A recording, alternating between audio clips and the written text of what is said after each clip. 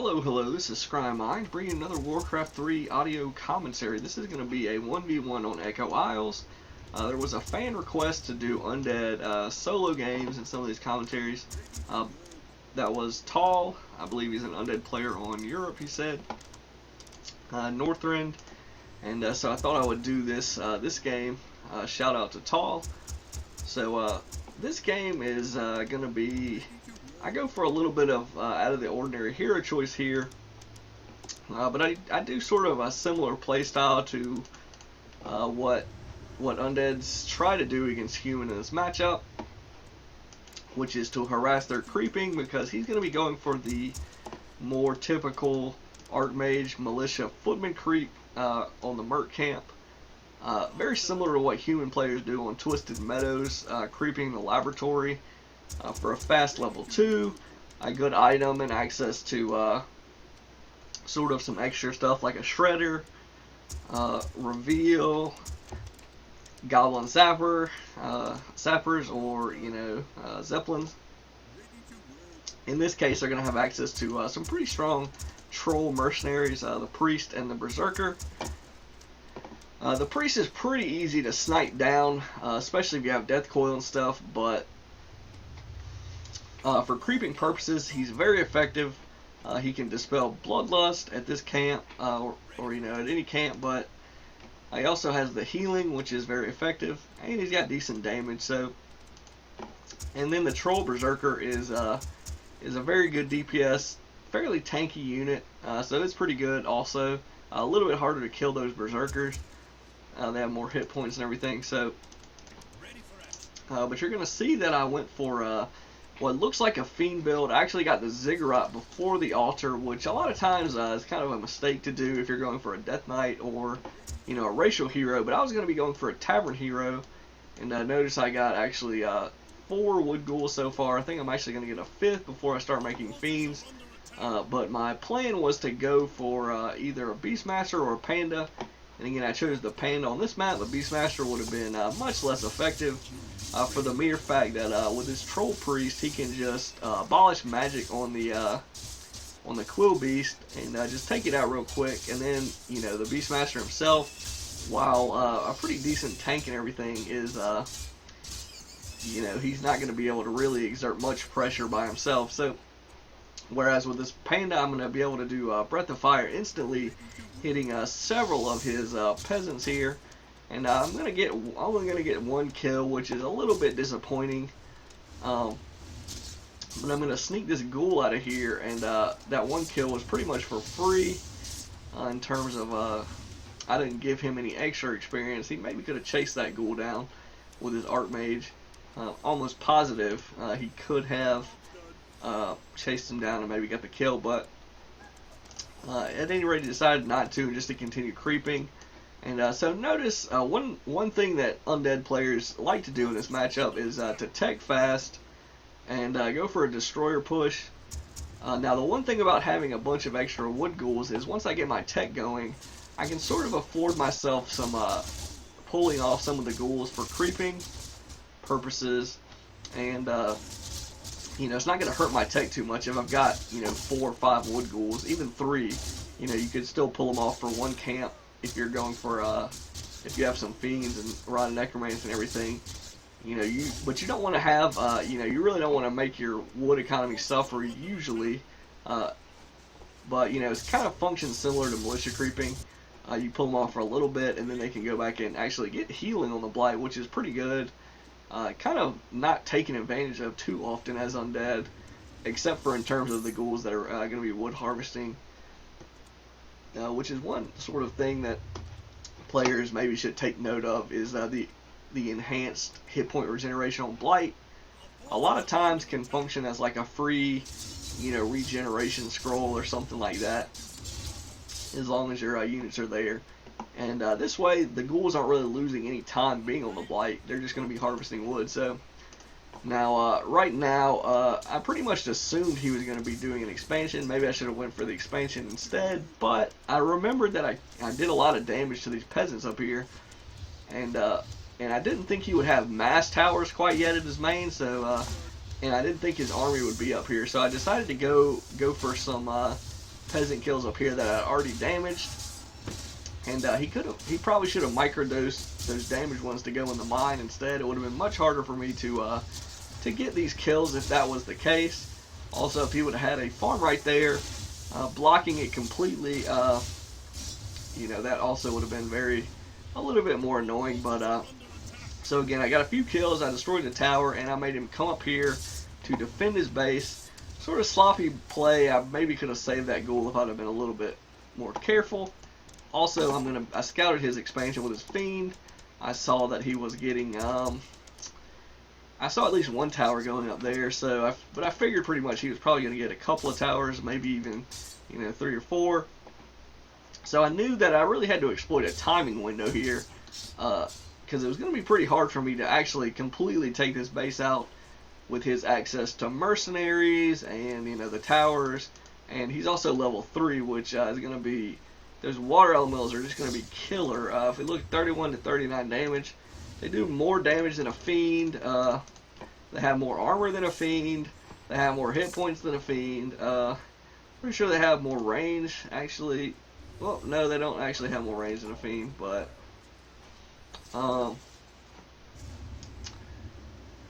at any rate, they pretty much function as a fiend would. So they're like free fiends for him, honestly, temporarily. So kind of annoying that he can just pop those out and pretty much be on par with me in terms of units, even though he's expended a ton of resources on towers and everything else. So I pick up a Beastmaster at tier 2. Honestly, I don't know if this was the best choice or not, but again, he's pretty tanky. He produces Quill Beasts, which are decent, even though he can just abolish magic on them with the Priest.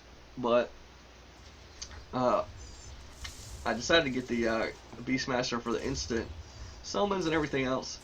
And so now he's pretty much pushing me at a terrible point in time and location, because I know that a lot of human players like to go for an Acolyte harassment after they get their expansion rolling. And I'm pretty sure that's what he was going to go for. But I already had a Spirit Tower and a Nerubian Tower ready for him, and I wasn't taking tier 3, so I had also the Halls of the Dead for an extra slow tower, and then the Blight, and my army was right there creeping, so pretty bad news for him. He pretty much traded a footman kill for a ghoul kill, which, works out okay for him. He does have the economic advantage, but the problem is, it really wasn't game deciding that he did that. But he really wanted to avoid my army at this stage of the game, because I've got 2 heroes. I've got a bigger army than him. Let's see, 46 food. He's 39, but a lot of that is extra peasants there. So, though I do have a lot of ghouls that are sitting in my main. So, but right now is really one of the timing windows that Undead can try to exploit, because he is only halfway, even less than halfway to tier 2.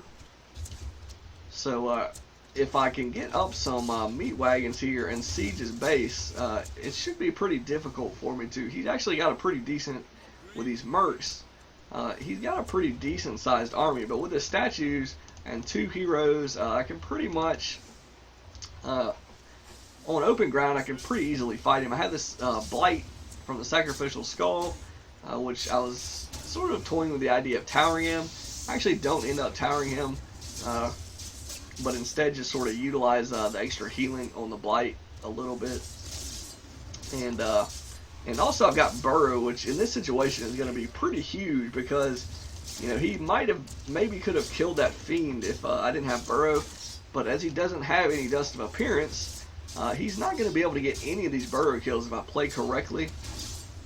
And again, staying Burrow, they're going to be getting extra healing, regeneration, hit point regeneration, and then with the statues around, as long as I can keep them alive, which I was a little bit sloppy there, but I didn't lose the statues. So as long as I can keep these fiends alive with any hit points in Burrow, they're going to end up coming back with full hit points, and he's not going to get any kills here. So he's really just losing units. And now I know he's stalling for his tier 2 tech, but he maybe could have been creeping, or he really couldn't harass my acolytes because I was already set up for that. So he didn't really have a lot of choices, and that's one of the problems, or not problems, but that's one of the things you maybe can try to take advantage of if a human does this. A lot of times, once the human expands, he can sort of control the pace of the game and the locations where you fight and everything. Especially if you don't tower your main. I got an extra tower, and if I was teching, I wouldn't have had that the Halls of the Dead as a tower either. So, and then again, I might have only had 2 wood ghouls or something, which could have been given him an opportunity to harass my acolytes, which if they can kill acolytes during the tech, that's really going to be really bad news. And that's really what the human player tries to shoot for oftentimes, is they'll get the economic advantage, sort of secure it with towers, and then they're really just playing the stall game until they can take advantage of all those resources at tier 3 or even tier 2 with some casters. He maybe should have gotten some casters before he started losing all his footmen. He lost the footmen before he was tier 2 though, so I don't know if he could have had the time to wait, but at any rate, I was able to kill his altar before his Mountain King came, and he had to rebuild the altar just to take to tier 3. So that was pretty useful to kill that. And now I'm picking off whatever buildings I can with the meat wagons. One kind of annoying thing is the towers. The meat wagons should be a decent counter to towers, and they're okay, but the armor damage type is the towers are heavy armor, so I'm not getting extra damage from the meat wagon, so it's actually good. It's actually good news for him that these towers aren't fortified when the meat wagons show up, which is sort of annoying, but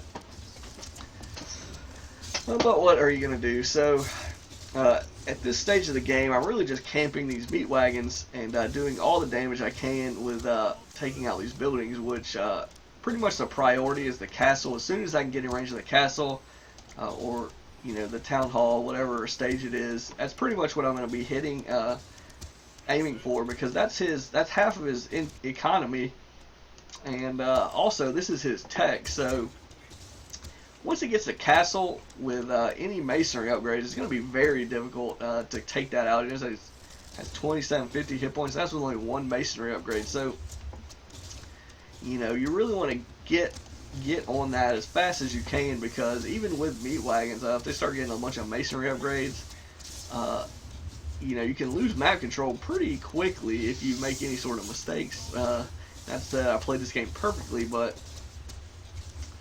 the timing was pretty good here, and he really didn't have a lot of options. And that's really what you want to do against the human expanding, is you really have to exploit timing windows to find their weakness.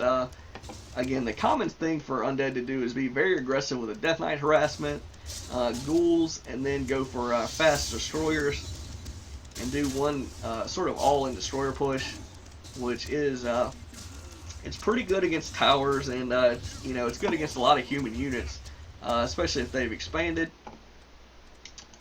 You time it right, and if your harassment went well enough, and you pretty much just win on the spot that way. But if it fails, it's going to be very, if your harassment doesn't go that well, or they get some acolyte kills somehow, or whatever, any kind of thing to hinder that really starts to favor them with the 2 bases.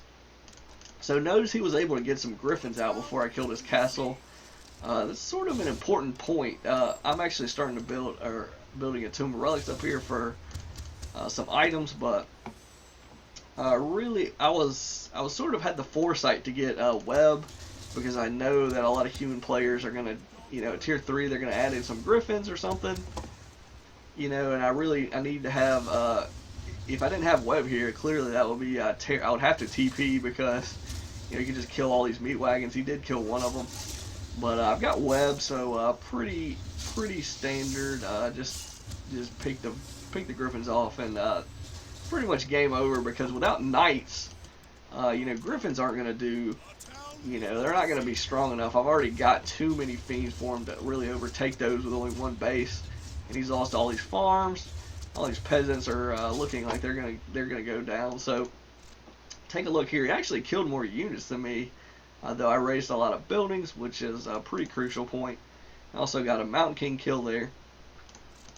But again, like I was saying, you really need to, in this matchup, if you're facing a fast expansion, you really have to exploit timing windows, because it's going to be much harder to brute force over towers, especially without meat wagons, or destroyers, or something, with tier 1 units, and even tier 2 units, undead really, meat wagons are really the only thing that's going to be able to, unless they have poorly positioned towers, or not enough towers.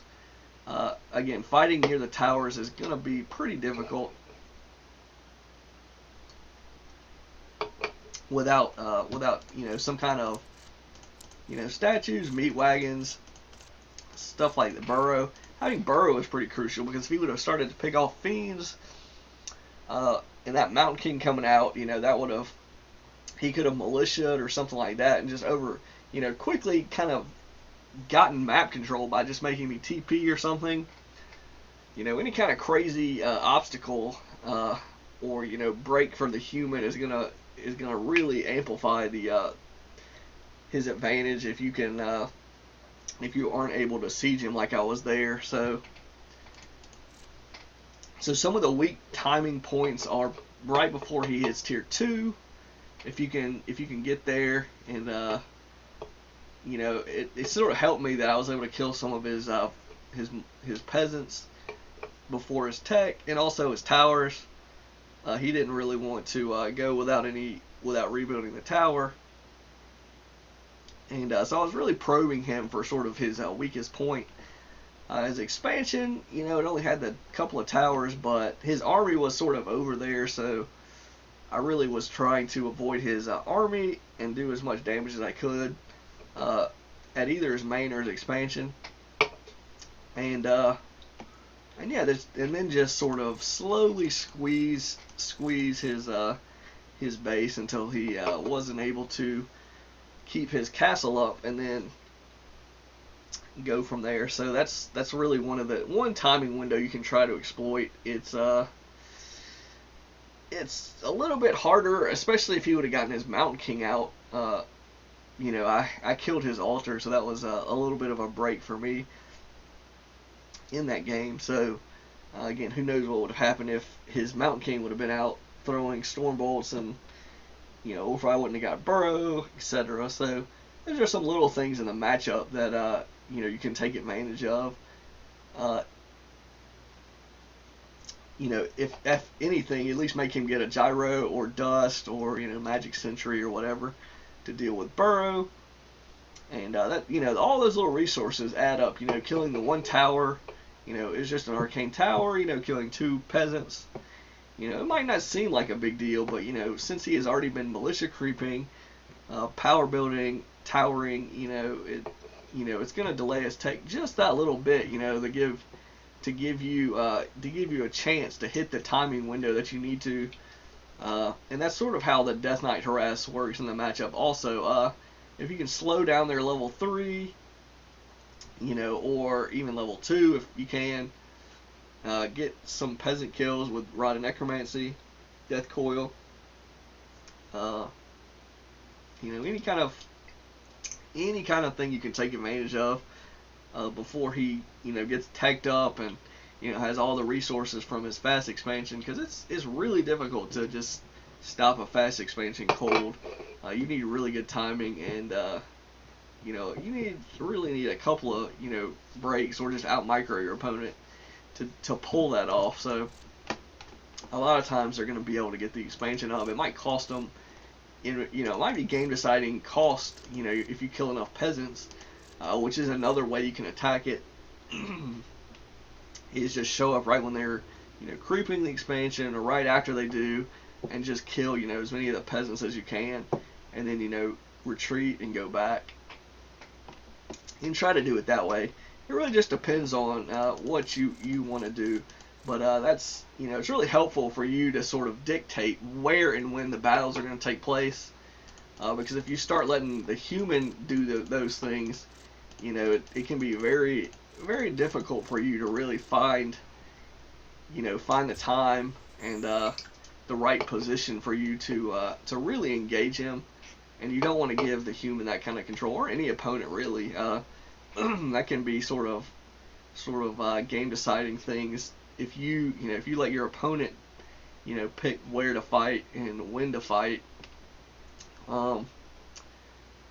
he's obviously going to try to pick times when he's got the advantage, or you're not, you're kind of caught off guard with some kind of strategy, like he's doing split attacks with siege engines, and throwing up a third or a second expansion rather, something like that. On a bigger map that's a little bit easier to do, whereas on Echo Isle you don't have to scout quite as much to stop something like that. But at any rate, hopefully you guys found this informative, somewhat entertaining, pretty decent skill level game, I would say. And hopefully Tall found that good as well. Shout out again to him for the request. And this is Scry Mind signing out.